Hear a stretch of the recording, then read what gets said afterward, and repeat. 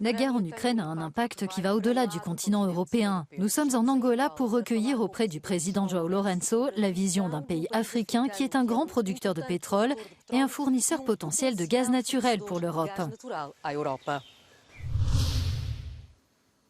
Monsieur le Président, tout d'abord, merci pour cette interview. Je dois parler de la guerre en Ukraine. Lors du vote de la plupart des résolutions adoptées par l'Assemblée générale des Nations unies qui visaient la Russie, l'Angola s'est abstenu. Pourquoi? Il y a eu 3 résolutions. Sur les 3, l'Angola s'est abstenu pour 2 d'entre elles. L'abstention n'est pas une désapprobation. L'abstention signifie l'abstention. Elle doit être interprétée comme telle.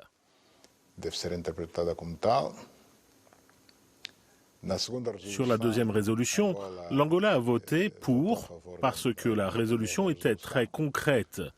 Elle visait surtout à condamner l'annexion des 4 régions du Donbass et l'Angola comprenait que l'agression en elle-même était déjà mauvaise, déjà grave, mais il y a eu pire que l'agression avec l'annexion d'un territoire étranger, d'un pays voisin, d'un membre des Nations Unies. Mas pior do que a agressão era a anexação de território alheio.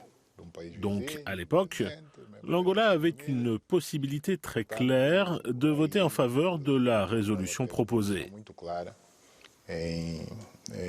Votar a favor da resolução proposta na altura. Para o caso desta mais recente, sur la résolution la plus récente, l'Angola s'est abstenue. Mais au préalable, nous avons pris la précaution d'essayer de négocier, si l'on peut utiliser ce terme, le retrait ou l'atténuation, pour ainsi dire, d'un paragraphe en particulier. Je me réfère spécifiquement au paragraphe opérationnel, comme il l'appelle, ou P9, qui faisait référence, disons, à la poursuite de l'agresseur devant un tribunal pénal international. A levar a tribunal, a tribunal criminal international, o agressor. Non pas que cela ne puisse pas être fait, mais nous savons bien, et nous connaissons les méthodes de négociation, que quand vous négociez, vous devez toujours laisser une porte ouverte. Et nous pensons qu'à l'heure actuelle, la priorité est d'amener la Russie à la table des négociations. Nous devons faire tout ce qui est en notre pouvoir pour amener les 2 parties, mais particulièrement la Russie, à la table des négociations afin de parvenir à un cessez-le-feu durable et de négocier la paix non seulement avec l'Ukraine, mais aussi avec l'OTAN. Quel est selon vous l'impact de cette guerre en Afrique? L'Afrique n'est pas une île isolée dans le monde. Nous vivons dans un monde globalisé, avec une énorme interdépendance entre les nations. Ainsi, la crise économique, la crise énergétique, la crise sécuritaire que cette guerre en Ukraine a provoquée a des répercussions sur tous les pays du monde, sans exception, et peut-être davantage sur le continent africain, car nous sommes plus vulnérables. E talvez mais ao continente africano, porque nós temos mais vulnerabilidades. Vous vous êtes engagé à contribuer à la pacification du continent africain.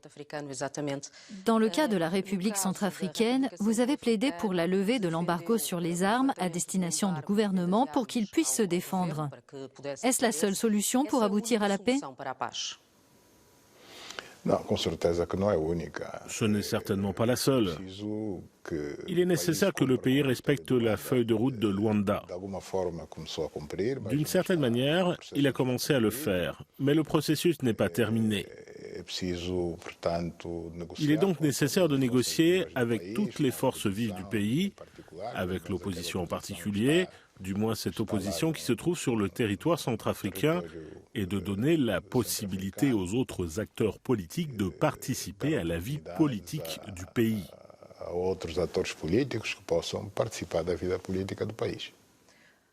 Concernant l'Est de la République démocratique du Congo, où se déroule une grave crise humanitaire résultant de cette guerre, quelles initiatives avez-vous proposées lors du sommet des chefs d'État et de gouvernement de l'Union africaine pour résoudre cette crise? Vous parlez de celui d'Addis Abeba?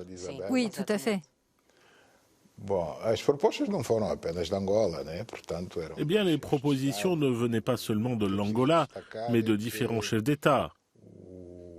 Ce qu'il faut souligner, c'est que la conclusion a été que nous devons avancer en deux temps.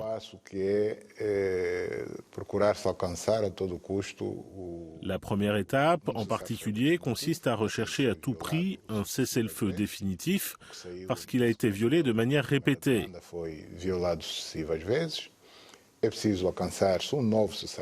Il faut parvenir à un nouveau cessez-le-feu. Ensuite, il est nécessaire, immédiatement après ce cessez-le-feu, de passer à la deuxième étape, à savoir le cantonnement des forces du M23. Pour que ce processus ait lieu, le sommet a conclu qu'il était nécessaire de déployer la force régionale qui est constituée de plusieurs pays, à savoir le Kenya, le Burundi, le Soudan du Sud, l'Ouganda et la Tanzanie.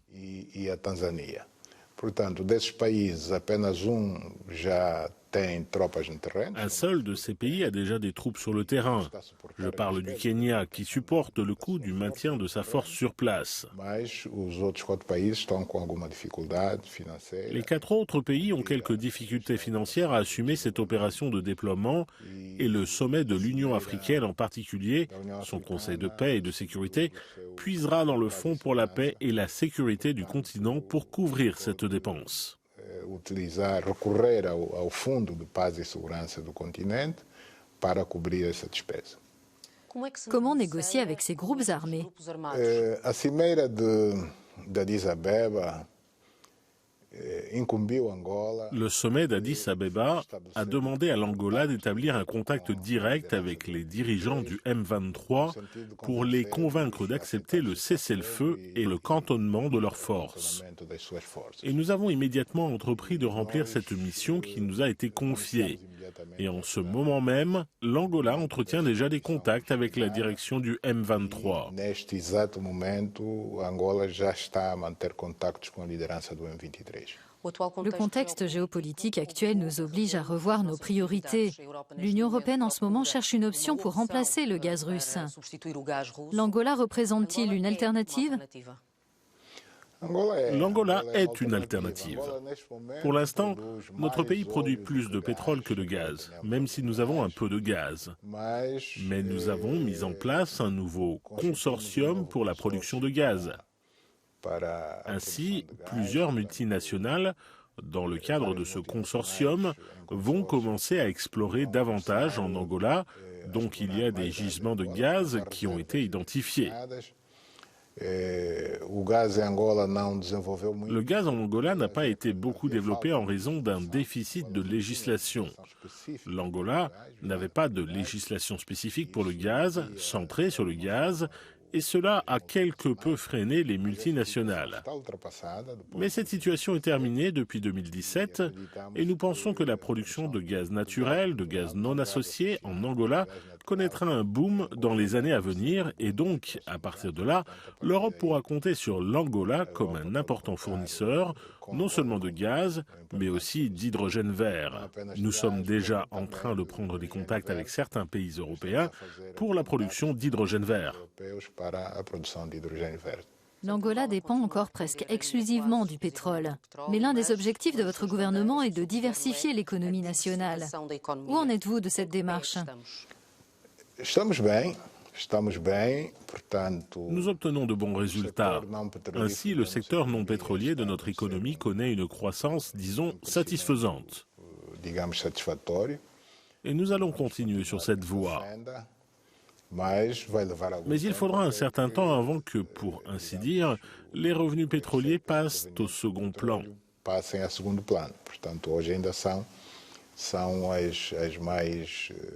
Donc aujourd'hui, ils sont encore les plus importants, mais la tendance s'inverse. Il arrivera un moment où le PIB national sera principalement composé de revenus provenant du secteur non pétrolier. Nacional será constituído, sobretudo, por receitas vindas do setor não petrolífero. Vous proposez de développer le tourisme, l'agriculture et la pêche. En ce qui concerne le tourisme, plus précisément, il existe ce qu'on appelle la diaspora historique. On estime que 12 millions de citoyens américains sont d'ascendance angolaise. Comment renforcer ce lien? Nós começamos a fazer contactos com alguns, digamos, representantes. Nous avons commencé à établir des contacts avec des représentants de la diaspora africaine aux États-Unis. Realizaram já algumas visitas. Ils ont déjà effectué plusieurs visites en Angola et pas seulement à Luanda. Ils ne se limitent pas à Luanda, ils sont très enthousiastes. Je ne parle pas de retour dans le pays, mais d'établir une connexion qui a été quelque peu interrompue au fil des siècles. D'alguma forma interrompida ao longo dos séculos. Portanto, Donc de notre côté, il y a cet intérêt et nous apporterons tout le soutien nécessaire pour qu'aujourd'hui les descendants d'Africains maintiennent ce lien avec nous, avec le continent, en particulier avec l'Angola. esta ligação conosco, com o continente e em particular com Angola, no caso. Est-ce plus facile aujourd'hui pour un entrepreneur, un investisseur de s'installer en Angola? Sim, com certeza que é muito Oui, mais bien fácil. sûr, c'est beaucoup plus facile. Não sou eu, são eles Et ce n'est pas moi próprios. qui le dis, ce sont les investisseurs eux-mêmes.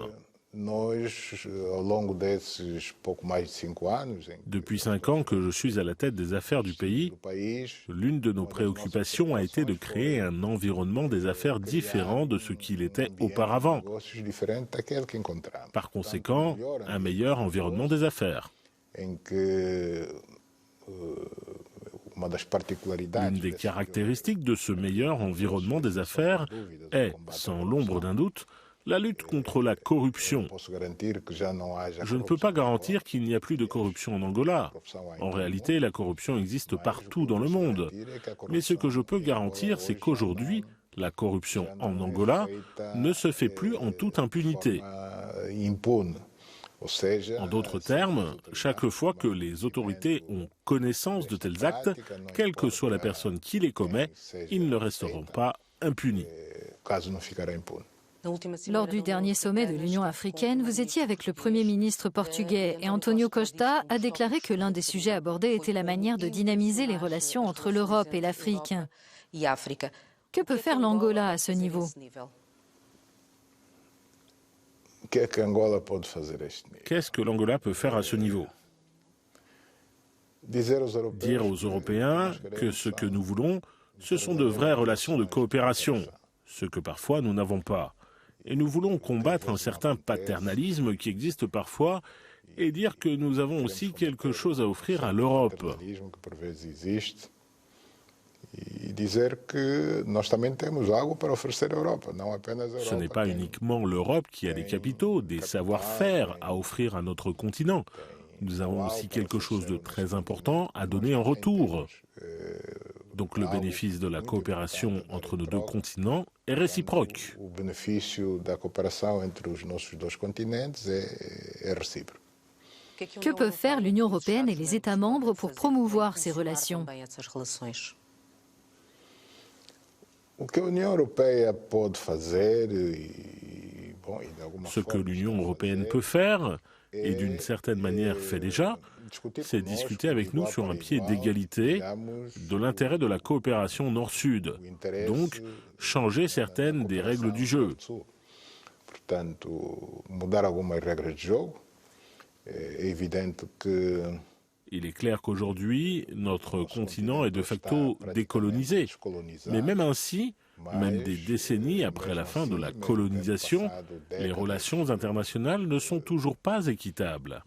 Il y a des règles internationales qui prévalent dans le commerce des matières premières, que nous devons évoquer en nous asseyant autour d'une table et renégocier. Sobretudo no comércio das matérias-primas, que precisamos de sentar e Ce n'est pas pour rien que nous voulons, que l'Afrique veut, un siège au G20. Elle veut un siège, un ou plusieurs, en tant que membre permanent du Conseil de sécurité de l'ONU. Justement, pour corriger ces relations qui, à ce jour, nous paraissent encore inéquitables d'une certaine manière. permanente do Conselho de Segurança das Nações Unidas, precisamente para corrigir essas relações que até a presente data consideramos ainda de alguma forma injustas. Le secrétaire d'État américain Antony Blinken a déclaré que l'Angola est un partenaire stratégique. Dans quel domaine selon vous ?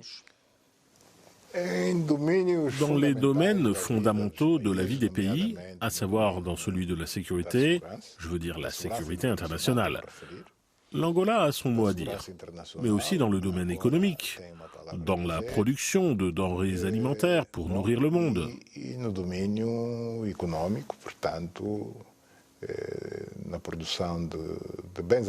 Nous avons assez de terre et assez d'eau. Il nous manque les capitaux et les savoir-faire pour être un pays qui puisse fournir de la nourriture, non pas à l'Angola, mais au monde entier.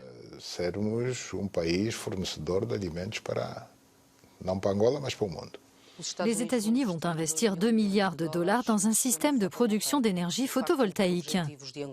L'un des objectifs de l'Angola est de développer les énergies renouvelables. Êtes-vous sur la bonne voie ? Nous ne sommes pas très loin d'atteindre l'objectif que nous nous sommes fixé. Actuellement, 64% de l'énergie produite en Angola ne provient plus de sources polluantes, 75% provient de l'énergie hydroélectrique, essentiellement de l'énergie hydroélectrique. Mais l'énergie photovoltaïque se développe aussi. Mas também já começa a ser de energia fotovoltaica. L'an dernier, nous avons inauguré 2 grandes centrales photovoltaïques dans la province de Benguela. Nous avons un projet prévu dans l'est du pays. Et nous en avons un autre de grande envergure avec une entreprise américaine qui va produire et fournir de l'énergie à 4 provinces du sud de l'Angola.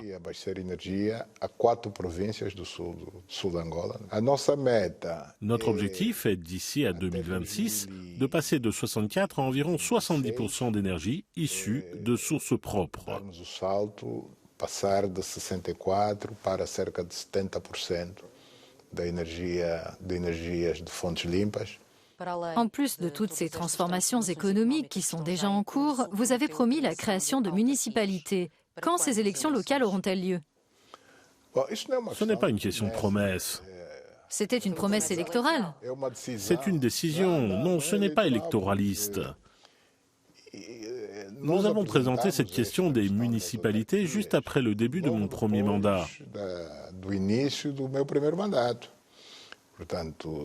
Je suis arrivé à la présidence de la République d'Angola en 2017.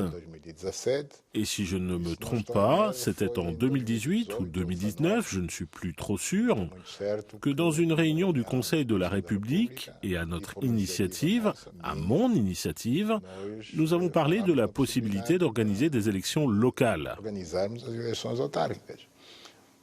Isto é tudo processo. É processo. Et tout cela, c'est un processus. Un processus. Il n'y a jamais eu d'élection locale en Angola. Ce sera la première fois. Quand auront-elles lieu, je ne sais pas. Mais elles devront nécessairement avoir lieu. Pour qu'il y ait des élections locales, il faut un fondement légal. Nous respectons l'état de droit démocratique. Tout doit avoir une base légale. Les spécialistes ont défini un ensemble de plus de 10 lois municipales concernant le pouvoir municipal et la plupart d'entre elles ont déjà été approuvées par l'Assemblée nationale, à l'exception, je crois, d'une loi fondamentale. En réalité, il en manque plus d'une, mais l'une d'entre elles est fondamentale, c'est celle qui définira la date de la tenue de ces élections. Do timing da realização dessas mesmas eleições, ou seja, en fait, il y a 2 positions différentes. Il y a ceux qui pensent que pour la toute première fois, le pays devrait organiser des élections locales dans toutes les municipalités du pays. C'est une position. Et il y a ceux qui sont plus prudents. Je ne dirais pas plus conservateurs, mais plus prudents. Et qui considèrent que parce qu'il s'agit d'une nouvelle expérience, ce serait, disons, un coup d'épée dans l'eau, que de commencer par les organiser dans toutes les municipalités du pays. Ils estiment que cela pourrait se faire par étapes. Tão logo se consiga ultrapassar este diferendo entre Quand ce différend entre les forces politiques sera surmonté, la loi sera approuvée. Et à partir de là, le chef de l'État sera en mesure de créer les conditions pour convoquer les élections locales. Monsieur le Président, c'était un plaisir de parler avec vous. À bientôt. Merci beaucoup. Muito obrigado.